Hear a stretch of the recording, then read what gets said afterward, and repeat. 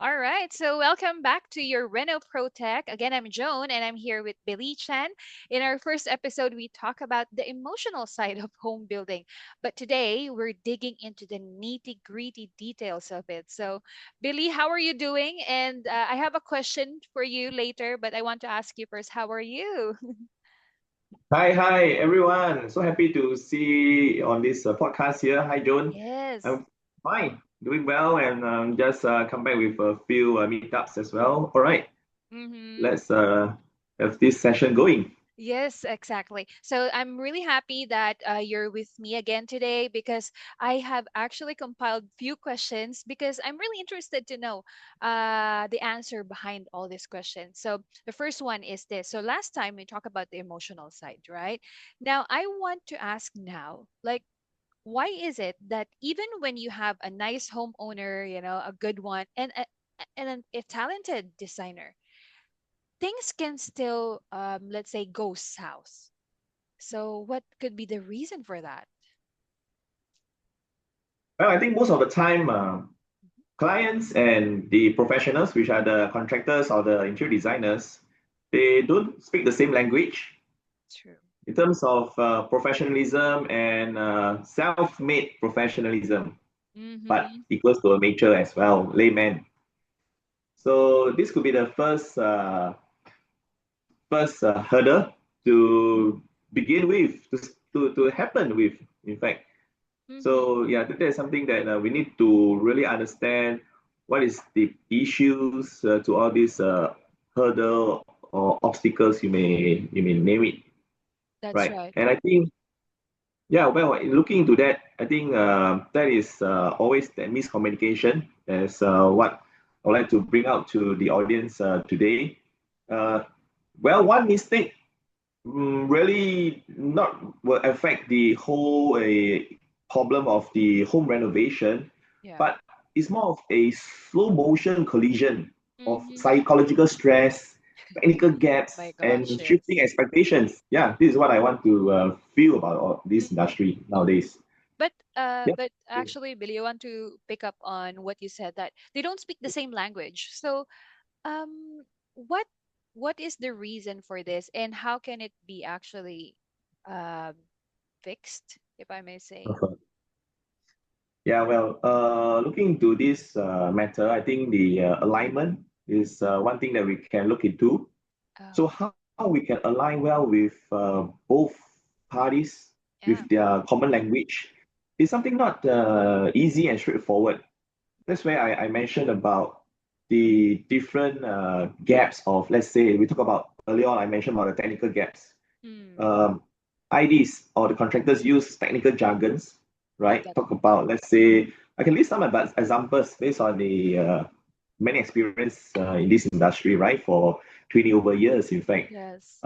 We use language, for example, IDs or the professional use language like the lead time, lump sum. Lump sum, we talk about price. So what is lump sum? It's just one whole figure of pricing into many, many little things combined together, Mm-hmm. right? And also some of the materials that we use, like we talk about haulage, we talk about some of the general services, which sometimes the homeowner may interpret wrongly. They may True. feel that, oh, it comprises of something else, something more. But actually, it is not the whole recipe of the work. So Mm-hmm. that will constitute to miscommunication breakdown when the final outcome turns out not what the homeowner visualized. Aha. So on paper, I think on paper, there's already been differences and misunderstandings already on the contractual items itself. So Mm-mm. when they execute out, if there's no detailed explanation or even some reference or pictures to support, that will be a very big issue. Yeah, Mm. later on, I like it when you right? said there's like visualization also could be a form of miscommunication, right? Because as a homeowner myself, right, uh I have this dream about my house and all that, but the reality is sometimes it's not feasible, right? So meaning to say there is a reality gap. So aside from the language, that's what I'm understanding from your answer earlier. Am I correct? Right? So Yes, and Joan, yeah, I want to add on to that. So for the basics of a client yourself, as a homeowner yourself, you mm, want to that beautiful term of your house, right? You may want a modern kitchen, for example. mm, But to you, the modern may be a warm, contemporary wood grains with some subtle linings, but to a contractor, it could be a cold, futuristic, kind of a clean look. So that oh, team and your idea of this outcome to be is very different. One is slightly cold, mm, one is your warm indulge of the interior. yes. Yeah, so we have to make sure that to understand the overall support well. Mm-hmm. So it's something very challenging to manage, Yeah, but the details, right? yeah, yeah, the details. Yes. In that case, will social media help? Because I think we talk about in passing about Pinterest and all that, right? Because nowadays Pinterest can be a source of, or not only Pinterest, huh, but even Facebook, Instagram, they can be a source of inspiration, right, for homeowners. But I think we also mentioned last time that it can be also a headache for the designers. So can you tell me, is it a curse for the industry right now? Yeah, because the picture could be a bit deceiving sometimes, right? On online, and what you see may not be what you can achieve.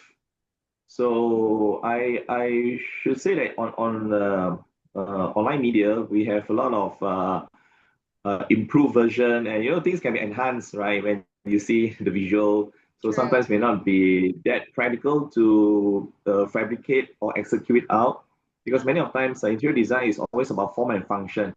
Always we must know that in our aspect of our industry. Now, first of all, you have the design, you have the very nice structure of a form, Mm. but how does it, as I always say, that from the start to the end goal of the work that's done, the process is very important. How the process takes to the outcome. First of all, you must know that the country we are in, the industry we are in Singapore, we do have the resources, the workmanship, and the manpower to execute this manual, yeah, to achieve it, right? If we don't have the capability and the flexibility, we cannot do it in here. Yeah, so Mm. sometimes, in fact, we have designs from overseas or in other countries that Countries. they have it, but we maybe not have the expertise to execute it, Uh-huh. right? Especially And if and there's it's different season, right? Because yeah, it's Singapore very don't very have winter, correct?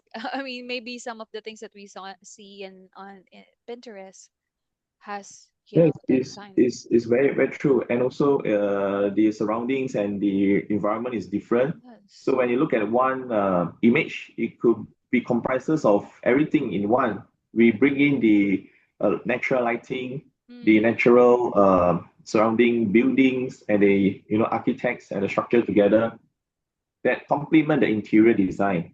Is always the case actually.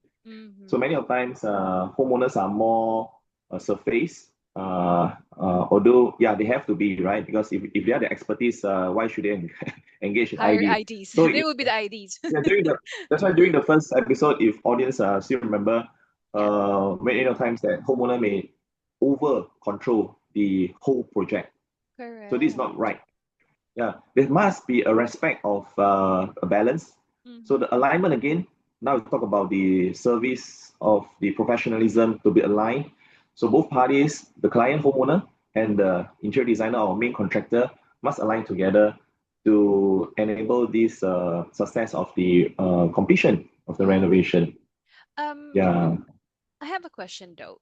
Since we Yes. are Good. establishing the problems here, right? So we can see that, as you mentioned, there's really at some point there will be miscommunication because the homeowner is having a different language with the contractors or the developers or whatnot. But do you think, as an as a professional who's been here in the industry for 20 years, do you think a neutral eye or an advisory level is needed in this whole thing, or in this whole process? Yeah. It's a very good move. That's why I'm here now to try to impart some of the knowledge from a general point of view, Yeah. like a third party over here, saying generally to everybody in the industry involved in these home renovations, right? Because the executor, which is the ID, the fabricator or the contractor, Mm-hmm. as I mentioned, they have this sense of understanding, but the homeowner doesn't gel very well. So it's good that if you can have somebody neutral to come in and understand both sides of their challenges Mm. and somehow align them together better. Because as I said, many of times these two parties have different goals.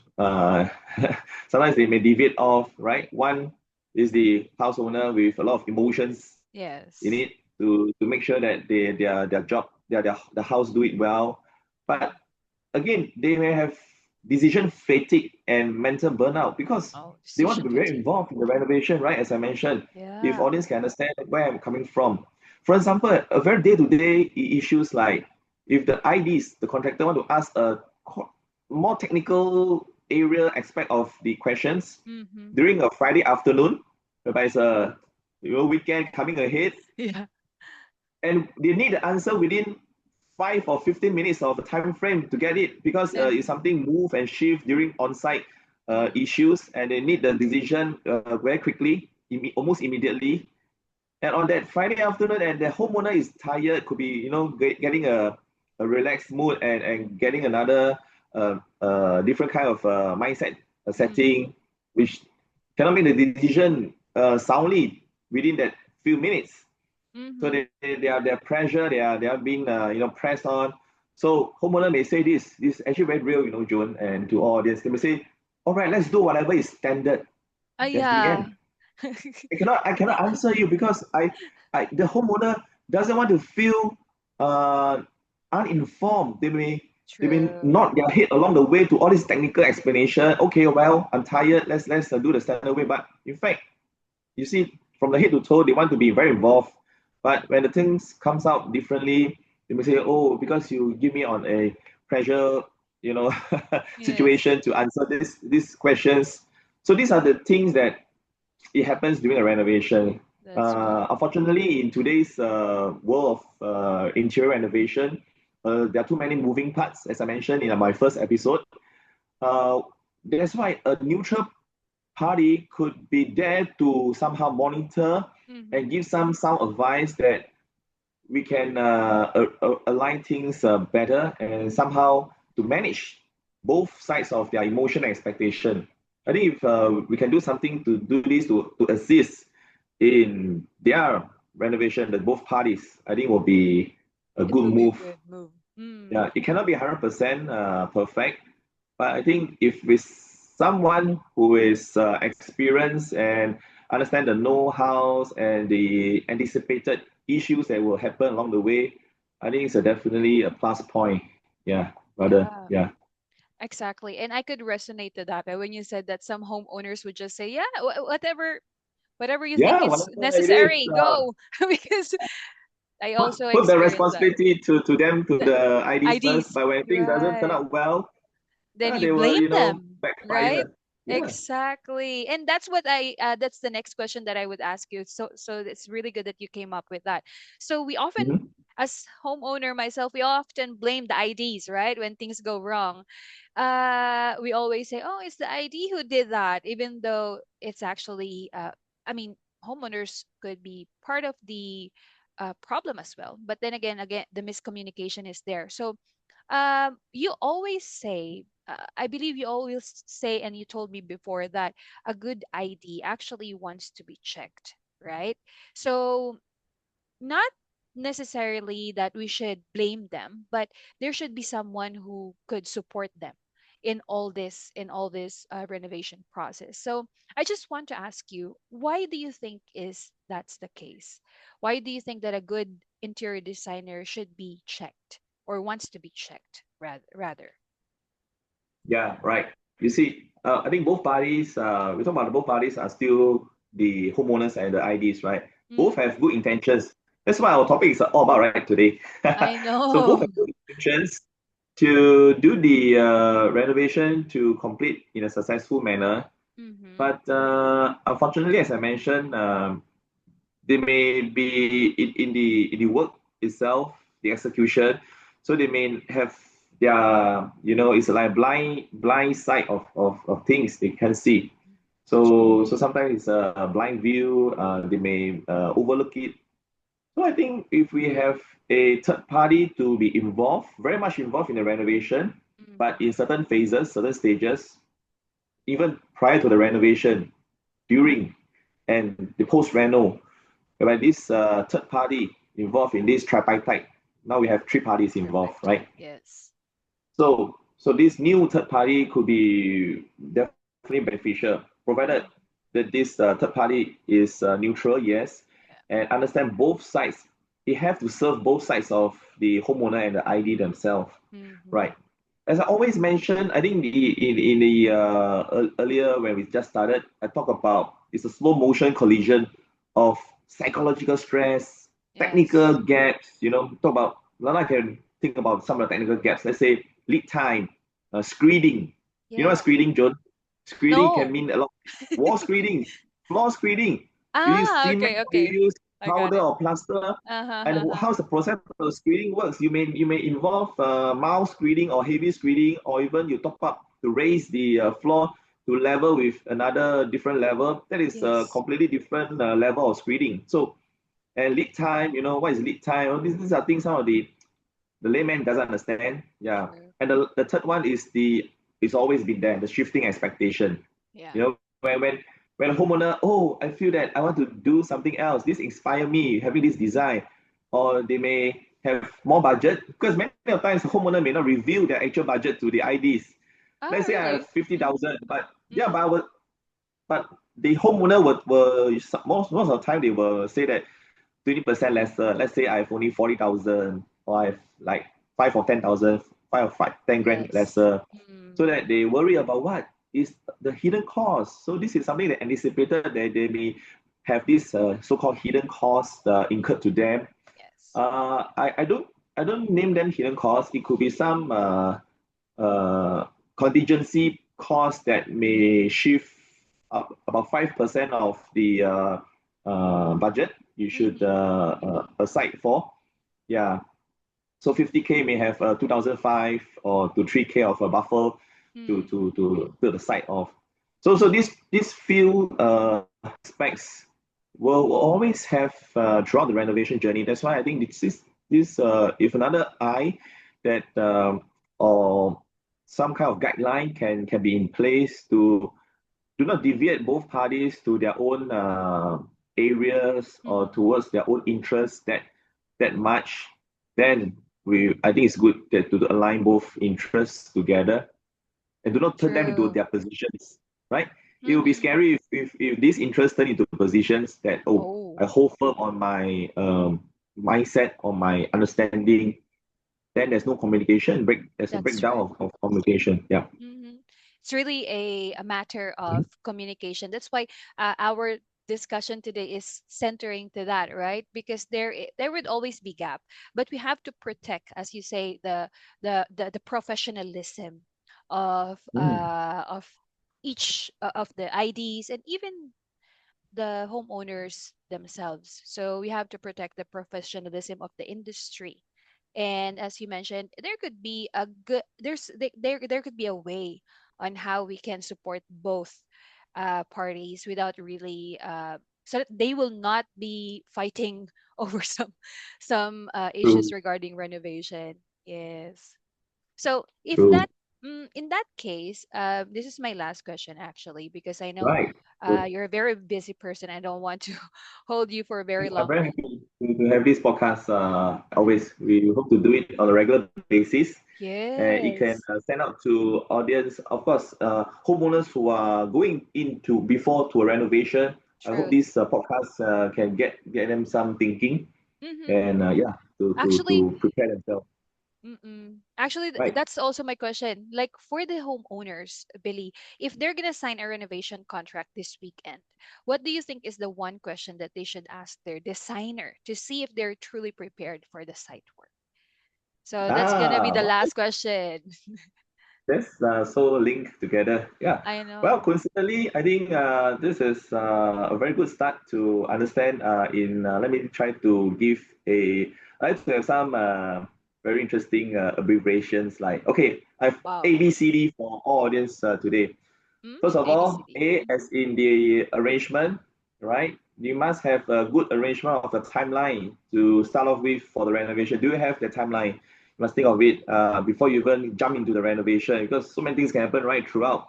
Yes. So you must understand that you have a proper, temporary stay, or do you have the time to do a very complex, intensive renovation? You need a timeline arrangement of it.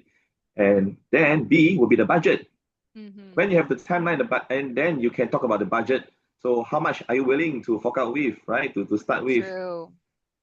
right? Then if you have zero budget, don't tell the ID that I've unlimited budget because you want to test the ID how creative he is or she is. That's not very Sky's practical, the right? limit. Yeah, I don't think you have to say you can say that right to a business aspect of the renovation. So I have to be very practical and to work within the budget and Uh-huh. buffer 5%. Please don't keep 20 to 30% if you have spare funds for the renovation. Please be realistic and more open. The five Yeah. percent to 10% is the max to hide your extra cash, the surplus that you Not have. All 20%. right. Okay. So I don't think you should buffer that much. Yeah, if not, it Uh-huh. won't be practical, I guess. So because nowadays so competitive. Yeah, I think the profit or the revenue margin and all this should be quite similar across the True. competitors in Singapore. And then we have C, right? So communication, and it has to Uh-huh. be two-way. So always be open to your ID. Must sit down. Don't because of the budget is Mhm. the lowest. Go with the lowest. No, please don't do that. Must have the good feel, the vibes with the ID that you believe that this designer is the one to bring you throughout the renovation journey. It's really throughout. It's not to the end. You must go through the renovation journey with him or her. Sounds like a So you must have. relationship, huh? Yes, it is a good relationship with Uh-huh. communication. You must have the same frequency together, True. right? So when A, B, C in place, then you talk about D. What's D? D is the design. Then you talk about the Uh-huh. design that you want. Because if you have a very complex and sophisticated design, let's be hypothetical about this thing. Mhm. If you have a complex design, then only when the correct communication, the vibes, and the understanding of the timeline arrangement and the budget, the designer can bring further with you together with this sophisticated design, right? Yep. So Yes. that is ABCD for all of you. Wow, great advice, Billy. I like that. It is so easy to remember, right? So I Yep. believe Easy. for the That's homeowners ABCD. who are listening to us, they would really pick that up very easily. And I'm pretty sure it will be a great Mhm. assistance to them. Okay, so on the next episode, we're going to talk about the power of the first meeting. Okay, so how to set the ground rules so that your renovation starts on the right foot, and I guess we're building the roadmap to a protected home. So very nice. See you then, guys. Thank you so much to our listeners. See you in the next one. Thank you, Billy. Thank you, everybody. Thanks, Joan. All right. Goodbye. Bye.